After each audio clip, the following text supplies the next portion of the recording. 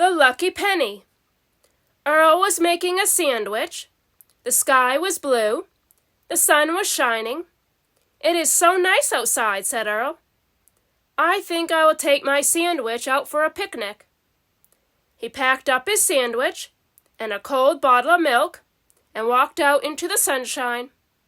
"How lucky I am to live in such a beautiful place," he said. Earl began to walk. He stopped to smell some flowers. He watched the leaves wiggle in the wind. Then something caught his eye. He saw something shiny on the ground.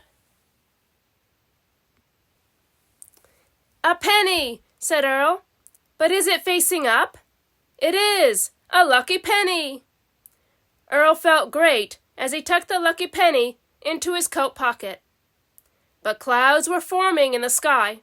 "It looks like it is going to rain," said Earl. "I better find a place to eat my lunch." He kept walking, and soon he saw a large oak tree where he could sit and eat his lunch. "This is perfect," he said. "I can eat my lunch under this great big tree." But as he walked, he tripped on a loose stone. His milk bottle spilled all over him. "Drat," said Earl, "now I am all wet, and I have nothing to drink." Earl kept walking. "At least I can enjoy my sandwich," he said. But just then it started to rain. Big fat raindrops fell from the sky. "I better run for it," shouted Earl, and he took off toward the tree. "Made it," said Earl. He watched as the rain poured down all around him. "Now for my sandwich," he said. But his sandwich was gone. "Double drat," said Earl. "I must have dropped my sandwich." And he was right. The sandwich was laying in a puddle, getting more and more wet every second. "Some picnic this was," said Earl. "I better just go home." Earl ran through the rain. He ran past his soggy sandwich. He ran past where he spilled his milk. He ran past where he found the lucky penny. "My penny," thought Earl, and he reached into his pocket to feel for it. But he slipped in the rain and fell down on his bottom into a big muddy puddle. "Double, triple, drat, drat, drat," shouted Earl, who by now was quite hungry and thirsty and wet and feeling very upset. "Earl," said a voice. It was Worm. Earl had slipped in a puddle right outside Worm's house. "Hello, Worm," said Earl, still feeling miserable. "What are you doing in that puddle?" "Come inside this instant," said Worm.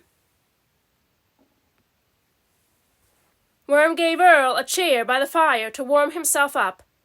"Would you like some tea, Earl?" Worm asked. "And how about a sandwich? I was just making lunch."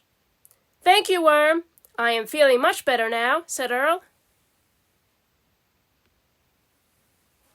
"But tell me, Earl, what happened to you?" asked Worm. So Earl told Worm his tale.